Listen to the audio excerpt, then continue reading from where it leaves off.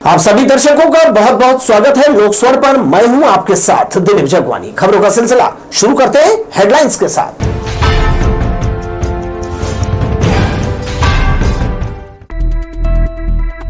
लौह पुरुष की 150वीं जयंती पर जिले में निकलेगा सरदार यूनिटी मार्च। भाजपा ने किया प्रेस कॉन्फ्रेंस।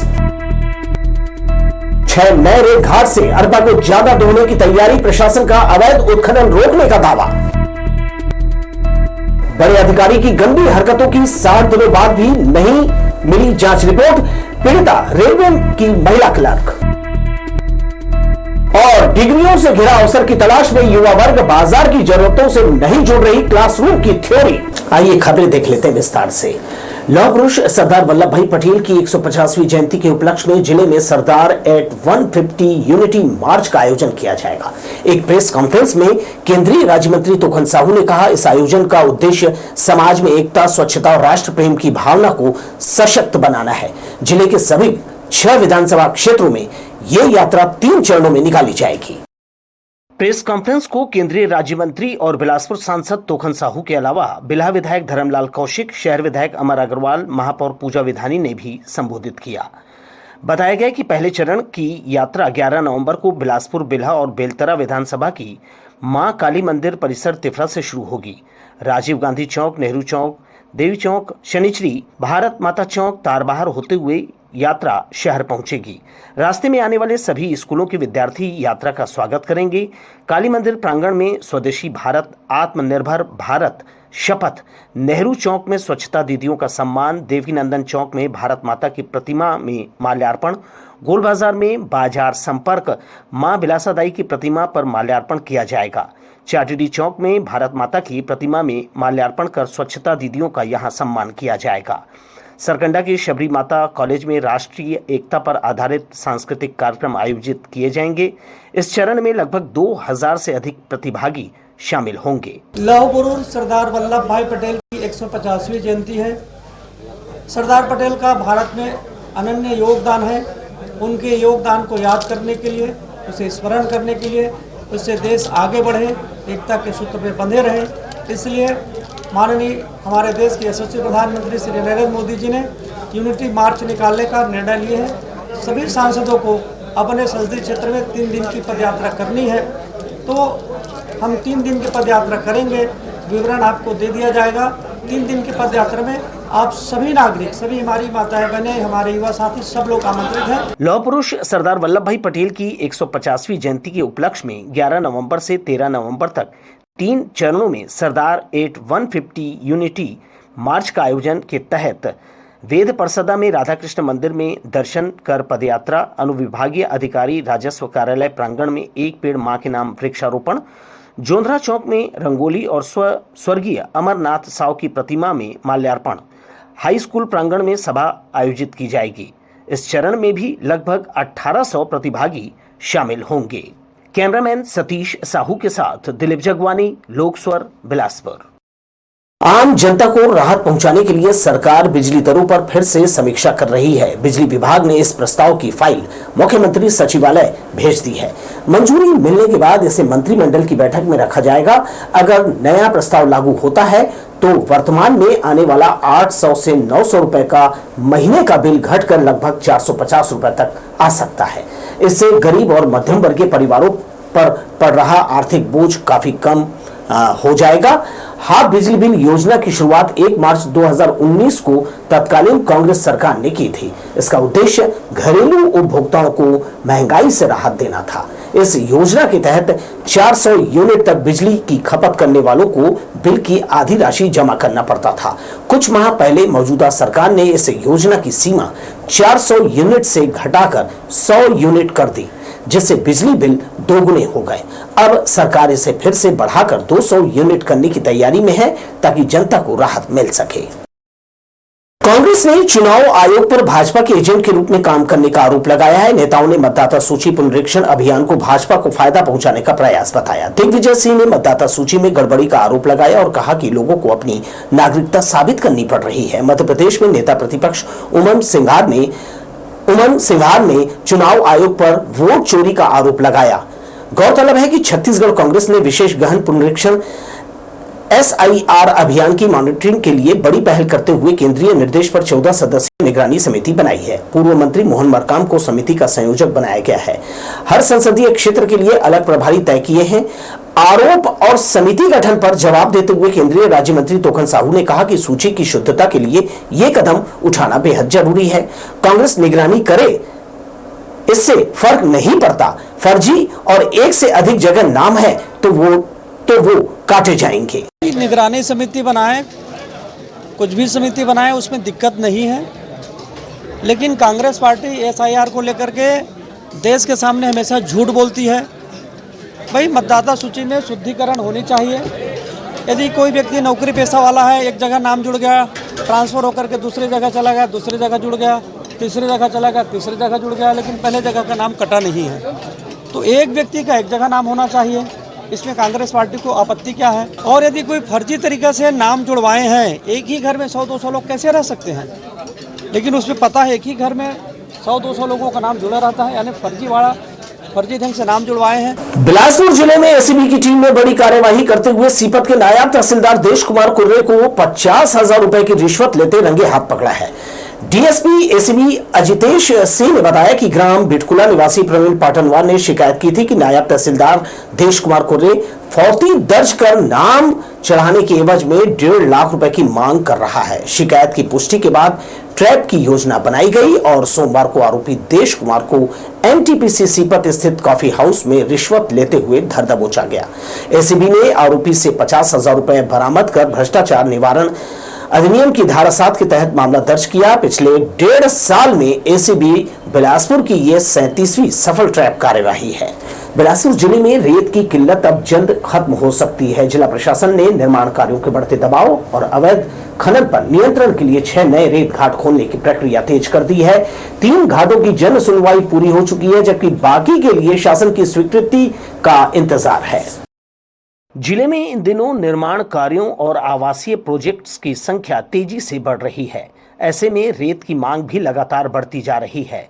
फिलहाल बिलासपुर जिले में केवल 5 स्वीकृत रेत घाट अमलडीहा, उदयबंद, लच्छनपुर, करही कछार और सोडा खुर्द संचालित हैं। इनके बावजूद अवैध रेत उत्खनन के मामले थम नहीं रहे। इसे देखते हुए खनिज विभाग ने जिले में 6 नए रेत घाट खोलने की प्रक्रिया शुरू कर दी है। इनमें अरपा नदी पर जरगा, निरतू और लोफंदी, जबकि शिवनाथ नदी पर कुकुर्दी कला कछार और कुकुर्दी कला 1 घाट शामिल है। इनमें से जरगा, निरतू और कुकुर्दी कला घाटों को शासन से स्वीकृति मिल चुकी है। निरतू रेत घाट का तो टेंडर भी जारी हो चुका है, यानी जल्दी ही यहां उत्खनन शुरू हो जाएगा। बाकी 3 घाट लोफंदी कछार और कुकुर्दी कला 1 की जन सुनवाई प्रक्रिया चल रही है। इनके पूरा होते ही पर्यावरणीय मंजूरी मिल जाएगी और नीलामी प्रक्रिया आगे बढ़ाई जाएगी। प्रशासन का दावा है कि नए घाटों के शुरू होने से न केवल रेत की आपूर्ति में सुधार होगा, बल्कि अवैध उत्खनन पर भी रोक लगेगी। अरपा और शिवनाथ जैसी प्रमुख नदियों में रेत के वैध खनन की अनुमति मिलने के बाद रेत के दामों में भी स्थिरता आने की उम्मीद है। जिले में नए रेत घाटों की नीलामी और स्वीकृति प्रक्रिया पूरी होने के बाद प्रशासन को उम्मीद है कि रेत आपूर्ति व्यवस्था बेहतर होगी और अवैध कारोबार पर लगाम कसने में मदद मिलेगी। लोकस्वर के लिए भूपेंद्र राठौर की रिपोर्ट। चोरी के माल की खरीदी बिक्री पर रोक लगाने के लिए पुलिस ने संयुक्त कार्यवाही की है। सिटी कोतवाली और तोरवा थाना क्षेत्र में पुलिस की टीमों ने अचानक कबाड़ दुकानों की जांच की। कोतवाली पुलिस ने खपरगंज इलाके में कबाड़ दुकानों की सघन जांच की। ज्यादातर दुकानों में कोई संदिग्ध सामान नहीं मिला, लेकिन एक कबाड़ दुकानदार दिनेश साहू की दुकान से करीब 2.5 क्विंटल संदिग्ध लोहे का सामान बरामद किया, जिसकी कीमत करीब 6,000 रुपए बताई जा रही है। दस्तावेज पेश नहीं करने पर पुलिस ने ये जो है कबाड़ जब्त करने की कार्रवाई की है। वहीं तोरवा पुलिस ने क्षेत्र की 6 कबाड़ दुकानों की जांच की, जिसमें किसी भी दुकान से चोरी या संदेहास्पद सामान नहीं मिला। सभी दुकानदारों को निर्देश दिए गए हैं कि वे वैध स्रोत से ही कबाड़ खरीदें और खरीदी बिक्री का जो रजिस्टर होता है उसे अनिवार्य रूप से संधारित करें। स्वामी आत्मानंद उत्कृष्ट विद्यालय करगीकला में प्राचार्य और शिक्षकों के बीच चल रहा विवाद अब खुलकर सामने आ गया है। स्कूल के शिक्षकों ने प्रभारी प्राचार्य पार्वती चेलसे के खिलाफ मोर्चा खोलते हुए कलेक्टर और जिला शिक्षा अधिकारी को लिखित शिकायत सौंपी है।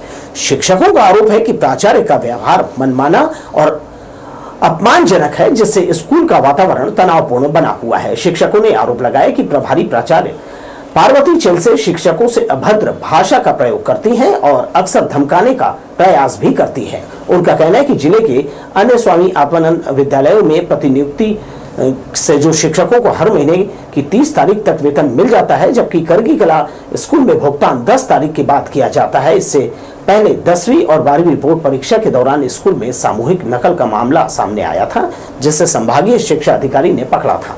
जांच रिपोर्ट आने के बावजूद अब तक उनके खिलाफ कोई कार्यवाही नहीं हुई है, जिससे शिक्षकों में आक्रोश बढ़ता जा रहा है। डीओ ने कहा कि मामला संज्ञान में है और आवश्यकता होने पर जांच की जाएगी। फिलहाल ये विवाद शिक्षा विभाग में चर्चा का विषय बना हुआ है।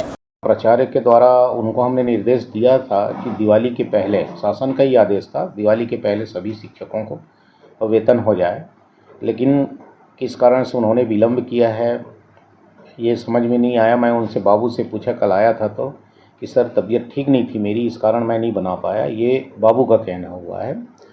तो कल उनका भुगतान, सभी शिक्षकों का वेतन का भुगतान कल हो गया है, ये जानकारी मिली है मुझको और मैंने करवाया भी है इस चीज। सदर बाजार और गोल बाजार में पानी फिर से न भरे, इसके लिए नए नाले का निर्माण प्रगति पर है। इसे जवाली नाले से जोड़ा जा रहा है, जिसके कारण शनिश्री बाजार जाने वाला रास्ता बंद है।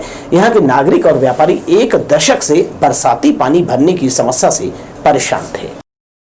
शहर के मुख्य मार्गों से अरपा नदी में पानी जाने के लिए बनाए गए पहले ब्रिटिशकालीन नाले जवाली नाले को इन दिनों बंद कर दिया गया है। बताते हैं कि गोल बाजार सदर बाजार क्षेत्र के पानी निकासी के लिए नया नाला बनाकर इसमें जोड़ा जा रहा है। नाला नहीं जोड़ने के कारण थोड़ी सी बरसात में सदर और गोल बाजार में पानी भर जाता है। कहा जा रहा है कि नए नाले के बनने के बाद बरसों पुरानी पानी भरने की समस्या से मुक्ति मिल जाएगी। नाला निर्माण किए जाने से जवाली पुल होकर शनिश्री बाजार जाने वाली व्यस्ततम सड़क बंद हो गई है। लोग वैकल्पिक मार्ग से आना जाना कर रहे हैं। पहले ये तरकीब किसी की समझ में क्यों नहीं आई, इस पर क्यों अमल नहीं हो सका, ये समझ से परे है। लोकस्वर के लिए कैमरामैन जयेंद्र गोले के साथ किशोर श्रीवास्तव की रिपोर्ट। दक्षिण पूर्व मध्य रेलवे के एक सीनियर अधिकारी पर महिला क्लर्क ने छेड़छाड़ और अशोभनीय व्यवहार का गंभीर आरोप लगाया है। महिला ने 2 महीने पहले इस मामले में जीएम को शिकायत सौंपी थी, लेकिन अब तक कोई ठोस कार्यवाही नहीं हुई है। मामला अब रेलवे प्रशासन की संवेदनशीलता और शिकायत निपटान प्रणाली पर सवाल खड़े कर रहा है। दक्षिण पूर्व मध्य रेलवे की DCCM deputy chief commercial manager Kaushik Mitra पर एक महिला क्लर्क ने कार्यस्थल पर छेड़छाड़ और उत्पीड़न के गंभीर आरोप लगाए हैं। महिला ने अपनी शिकायत में 12 बिंदुओं में विस्तार से पूरी घटना दर्ज की है। शिकायत में बताया गया है कि अधिकारी ने व्हाट्सएप पर आपत्तिजनक संदेश भेजे, बार बार निजी मुलाकात के लिए दबाव डाला और कई मौकों पर अशोभनीय टिप्पणियां की। महिला ने अपने आरोपों के समर्थन में चैट, कॉल, लॉन्ग और स्क्रीनशॉट्स भी सबूत के तौर पर जमा किए हैं। सबसे हैरान करने वाली बात यह है कि शिकायत किए 2 महीने बीत चुके हैं, लेकिन अब तक न तो अधिकारी पर कोई कार्यवाही हुई और न ही जांच रिपोर्ट सामने आई है। रेलवे सूत्रों के मुताबिक मामला जांच प्रक्रिया में है, लेकिन सूत्र ये भी मानते हैं कि जांच की गति बेहद धीमी है। वहीं पीड़िता का कहना है कि उसे मानसिक तनाव और असुरक्षा का सामना करना पड़ रहा है। रेलवे कर्मचारियों के बीच भी यह चर्चा का विषय बना हुआ है। जब रेलवे जैसी संवेदनशील संस्था में भी शिकायतें फाइलों में दब जाए तो महिलाओं की सुरक्षा और कार्यस्थल की गरिमा पर सवाल उठना लाजमी है। मामला सिर्फ एक अधिकारी या एक शिकायत का नहीं, बल्कि रेलवे तंत्र की जवाबदेही और संवेदनशीलता की परीक्षा है। देखना होगा कि क्या इस शिकायत पर कार्यवाही होगी या यह भी बाकी कई मामलों की तरह फाइलों में ही बंद रह जाएगी। लोकस्वर के लिए भूपेंद्र राठौड़ की रिपोर्ट। उधर सीता देवी उच्चतर माध्यमिक विद्यालय नेवसा की छात्रा पूनम रजक की आत्महत्या के 1.5 महीने बाद भी जिम्मेदारों पर कोई कार्यवाही नहीं हुई। कक्षा 9वीं की मासूम छात्रा पूनम ने 22 सितंबर को स्कूल में हुई मारपीट और अपमान से आहत होकर अपनी जान दे दी थी। परिजनों ने स्कूल की प्राचार्य, उनके पति और शिक्षक पर दुर्व्यवहार का आरोप लगाया है। स्कूल में हुई मारपीट से दुखी 9वीं की छात्रा ने आत्महत्या कर अपनी जान दे दी थी। मामले में परिजनों ने सीता देवी उच्चतर माध्यमिक विद्यालय नेवसा की प्राचार्य और उसके पति पर मारपीट और दुर्व्यवहार का आरोप लगाया था। घटना के बाद जिला शिक्षा अधिकारी ने जांच के लिए 2 दिन का समय निर्धारित किया था, लेकिन रिपोर्ट 1 माह 7 दिन बाद जाकर जमा हुई। हैरानी की बात यह है कि रिपोर्ट जमा होने के 9 दिन बाद भी डीओ ने उसे देखा तक नहीं। यानी जांच पूरी हो चुकी है, लेकिन कार्रवाई अब भी ठंडे बस्ते में है। जिला शिक्षा अधिकारी विजय टांडे ने बताया कि रिपोर्ट जमा हो चुकी है, लेकिन उन्होंने अब तक उसे देखा नहीं है। उन्होंने कहा कि जो दोषी होंगे उनके खिलाफ कार्रवाई की जाएगी। सवाल यह है कि कब। नेवसा जो प्राइवेट स्कूल की बात है, वो जो है नेवसा का जांच रिपोर्ट आ गई है और उसमें अभी रिपोर्ट को मैं देख नहीं पाया हूँ। उनको देखना पड़ेगा, अध्ययन करना पड़ेगा, उसके बाद जो है ऊपर के कार्यालय को उसमें कार्रवाई के लिए लिखना पड़ेगा, क्योंकि वो जो है उच्च वर्ग शिक्षक से संबंधित है। यह लापरवाही जिला शिक्षा विभाग की संवेदनहीनता और प्रशासनिक सुस्ती पर गंभीर सवाल खड़ा करती है। मामले की जांच 3 सदस्यीय समिति कन्हैयालाल फरवी, नसीम बेगम और दीप्ति गुप्ता द्वारा की गई। सूत्रों के अनुसार टीम ने अपनी रिपोर्ट में स्पष्ट रूप से लिखा है कि पूनम के साथ स्कूल में दुर्व्यवहार हुआ था और कुछ शिक्षकों की भूमिका संदिग्ध पाई गई है। बावजूद इसके रिपोर्ट शिक्षा विभाग की फाइलों में दब कर रह गई है। पूनम की मौत ने एक बार फिर यह दिखा दिया कि शिक्षा के मंदिर में न केवल बच्चों की बल्कि उनके सपनों की भी हत्या हो रही है। अब देखना यह होगा कि क्या सिस्टम जागेगा या एक और पूनम इस तरह न्याय की प्रतीक्षा में रह जाएगी। कैमरा पर्सन मैंग सिंह छत्री के साथ आशीष मौर्य, लोक स्वर, बिलासपुर। बिला थाना क्षेत्र के डोड़की भाटा में पुलिस ने अवैध शराब की खेप पकड़ी है। पुलिस ने मामले में 2 लोगों को गिरफ्तार किया है। आरोपी सुरेश मरावी और भोला आर्मो डोड़की भाटा के रहने वाले हैं। इनके कब्जे से 12 लीटर और शराब जो है बरामद की गई है, जिसकी अनुमानित कीमत करीब 6100 रुपए की गई है। पुलिस का कहना है कि आरोपियों के खिलाफ कार्यवाही की जा रही है और आगे भी अवैध गतिविधियों पर नजर रखी जाएगी। लंबे समय के बाद तिफरा गुरु अमेरी बाईपास सड़क बनने का रास्ता साफ हो गया है। 3.5 किलोमीटर लंबे इस बाईपास के निर्माण में 16 करोड़ रुपए खर्च होने का अनुमान है। इस बाईपास के बन जाने से 1 दर्जन कॉलोनियों और 2 दर्जन गांव के लोगों को नया रास्ता मिल सकेगा। सड़कों से यातायात का दबाव भी कम होगा। लंबे जद्दोजहद के बाद शहर को एक नया बाईपास मिलने का मार्ग प्रशस्त हो गया है। ये तिफरा यदुनंदन नगर गुरु अमेरी से सीधे रिंग रोड 2 में मिलेगा। ऐसा समझा जा रहा है कि इस मार्ग के बन जाने से शहर की सड़कों पर यातायात का दबाव कम होगा। इससे लगी 1 दर्जन कॉलोनियां और 2 दर्जन गांवों के लोगों का निस्तार होता है। इस 3.5 किलोमीटर लंबे बाईपास सड़क की लागत करीब 16 करोड़ रुपए है। टेंडर प्रक्रियाधीन है। इस बाईपास के रास्ते में भूमि का अधिग्रहण भी कर लिया गया है। तिफरा और अमेरी गांव के किसानों के मुआवजे की राशि राजस्व विभाग के पास जमा करा दी गई है। इस मार्ग का उन्नयन आम लोगों की बहुप्रतीक्षित मांग थी। लोक स्वर के लिए कैमरामैन जयेंद्र गोले के साथ किशोर श्रीवास्तव की रिपोर्ट। एक जमाना था जब कहा जाता था पढ़ोगे लिखोगे बनोगे नवाब, मगर आज हकीकत में ये वही नवाब डिग्री हाथ में लेकर चाय बेचने, ठेला चलाने या मामूली नौकरियों में सिमटने पर मजबूर हैं। शिक्षा महंगी होती जा रही है, लेकिन नौकरी के मौके दिन ब दिन कम। तो क्या कॉलेज की डिग्रियां अब सिर्फ एक औपचारिकता बनकर रह गई है? आइए जानते हैं इस खबर में। देश में लाखों युवा हर साल ग्रेजुएट होकर निकलते हैं, पर उनमें से कई को अपनी योग्यता के मुताबिक नौकरी नहीं मिलती।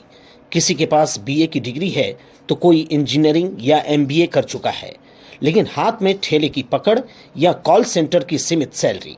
हर साल लाखों विद्यार्थी प्रतियोगी परीक्षाओं की तैयारी में जुट जाते हैं, पर जितनी सीटें हैं मुकाबला उससे सैकड़ों गुना ज़्यादा।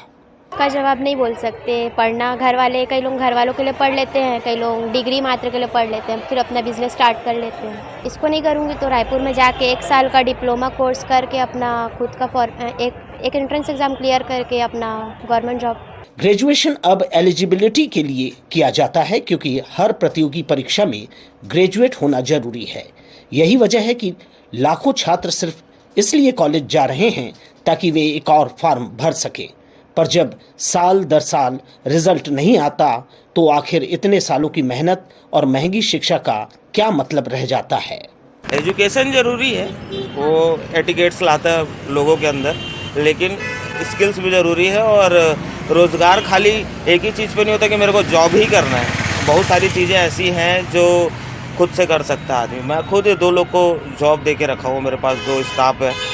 अब उनको ज़रूरत है तो कर रहे हैं। हर एक दुकान वाले के पास में स्टाफ की ज़रूरत है, काम करने की ज़रूरत है। लोग करना नहीं चाह रहे, लोगों को फ्री के पैसे चाहिए, मेहनत नहीं करना लोगों को। आजकल हर माता पिता भी चाहता है कि उनके बच्चे जो हैं वो अच्छी जगह से जाकर के शिक्षा प्राप्त करें, लेकिन जनरली सभी बच्चे या सभी परिवार के लोग अपने बच्चों को बाहर नहीं भेज सकते हैं। तो बिलासपुर में भी कई ऐसे कोचिंग सेंटर खुल गए हैं जहां से कि बच्चे अच्छी शिक्षा प्राप्त कर सकते हैं। इसके अलावा छत्तीसगढ़ में भी विभिन्न जो शहर हैं छत्तीसगढ़ के, वहां पर भी बहुत सारे इस तरीके के कोचिंग सेंटर हैं जहां से कि बच्चे अच्छी शिक्षा प्राप्त कर सकते हैं और नौकरी भी प्राप्त कर सकते हैं। अब विद्यार्थियों और युवा पीढ़ी को बदलते दौर के साथ स्किल बेस्ड लर्निंग पर ध्यान देना चाहिए।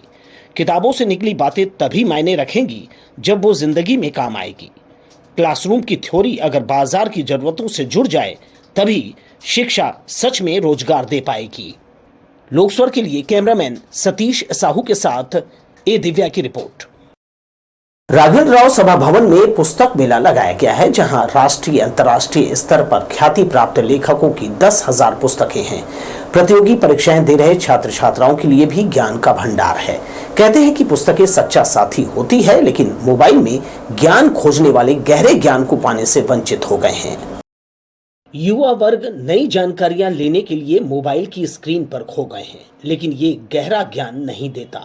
पुस्तक मेले में Shakespeare, John Bernard Shaw, Tagore, Mahadevi, Mahasweta Devi, Amrita Pritam, Premchand Ghalib, Mamta Kalia, Chitra Mudgal, Bashir Badr, Taslima Nasrin, Jaishankar Prasad, Sahir Ludhianvi जैसे युग दृष्टा लेखकों की पुस्तकें हैं जो आज भी विचारवान लोगों के लिए मार्गदर्शी सिद्धांत का पालन करती है। राघवेंद्र राव सभा भवन में यूपीएससी, पीएससी, जेई, नीट जैसी परीक्षाओं की तैयारी कर रहे हैं, उनके लिए भी ज्ञान का भंडार है।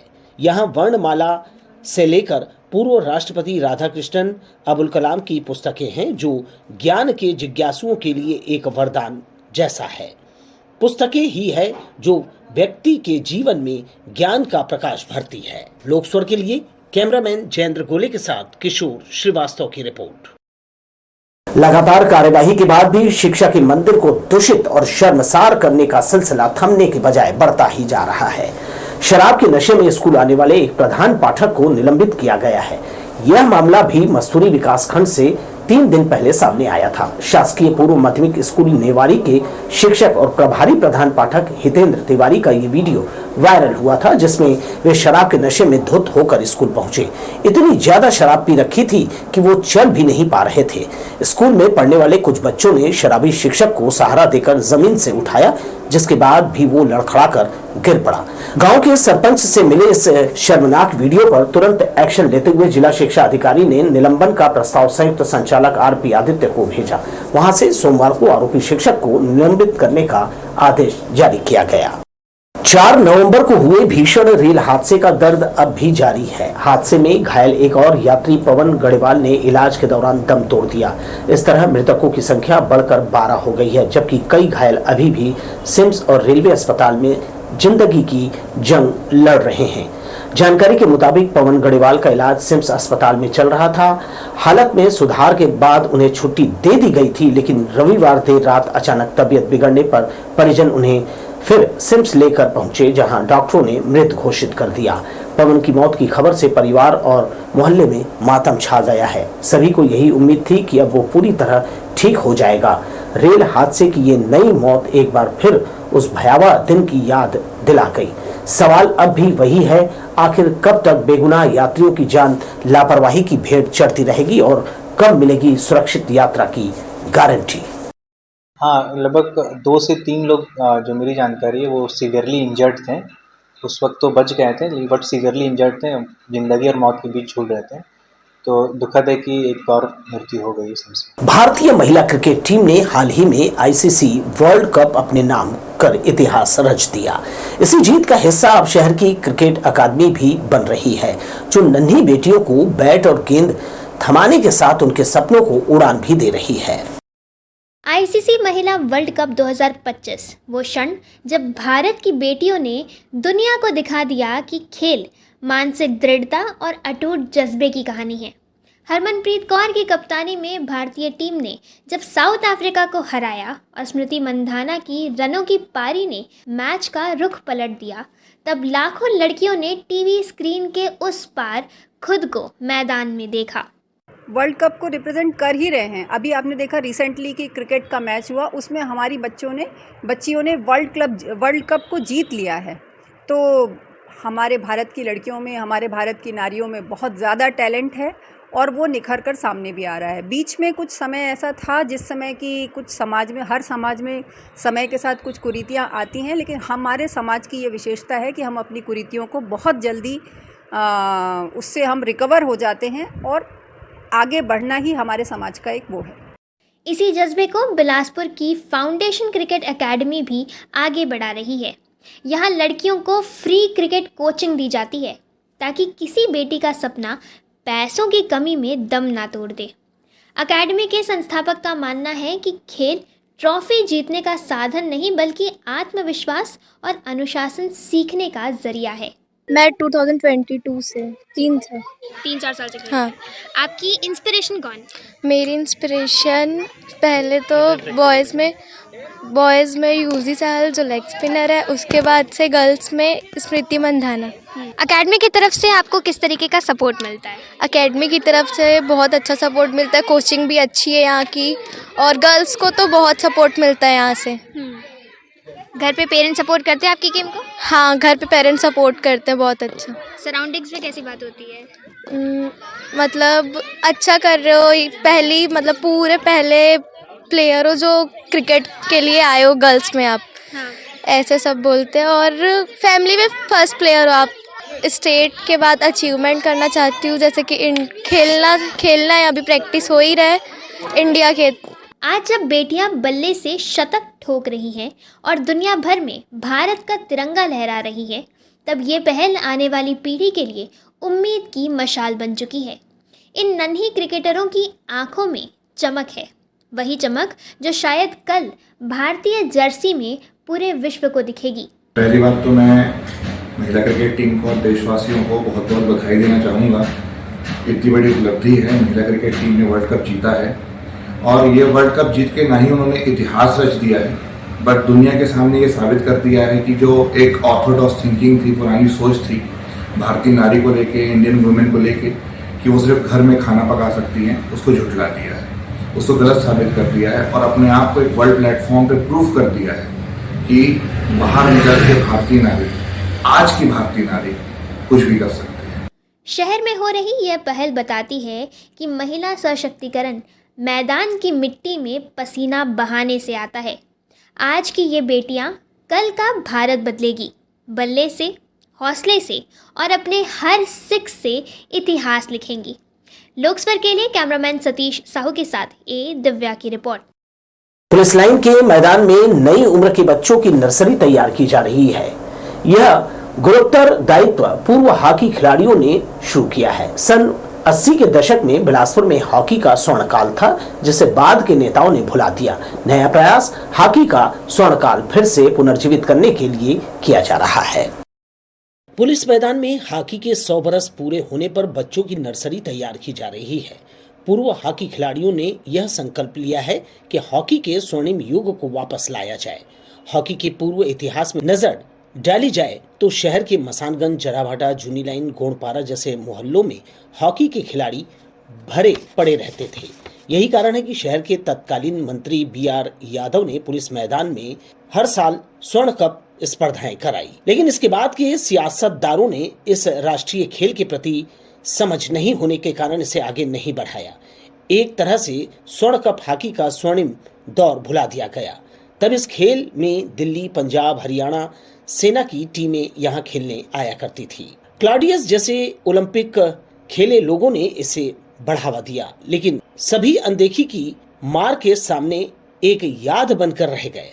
लोकस्वर के लिए कैमरामैन जयेंद्र गोले के साथ किशोर श्रीवास्तव की रिपोर्ट। बिलासपुर रेलवे स्टेशन पर जीआरपी की सतर्कता से एक बड़ी अनहोनी टल गई। पत्नी की मारपीट और गालियों से टूट चुका एक शख्स आत्महत्या करने के लिए ट्रेन के सामने कूदने जा रहा था, लेकिन मौके पर मौजूद जीआरपी के जवानों ने सूझबूझ दिखाते हुए उसकी जान बचा ली। जानकारी के मुताबिक सरकंडा निवासी 50 वर्षीय कपिल सिंह राजपूत अपनी पत्नी से झगड़े के बाद घर छोड़कर स्टेशन पहुंचा था। प्लेटफॉर्म नंबर 1 पर वो ट्रेन की पटरियों के बीच जाकर बैठ गया। तभी ड्यूटी पर मौजूद जीआरपी स्टाफ ने उसे देखकर तुरंत बाहर खींच लिया। थाने में पूछताछ के दौरान उसने बताया कि वो घरेलू कलह और तानों से परेशान होकर आत्महत्या करने पहुंचा था। जीआरपी प्रभारी ने बताया कि जवानों ने समय रहते कार्यवाही कर उसकी जान बचाई। अब उसकी काउंसलिंग कराई जा रही है ताकि वो दोबारा ऐसा घातक कदम न उठाए।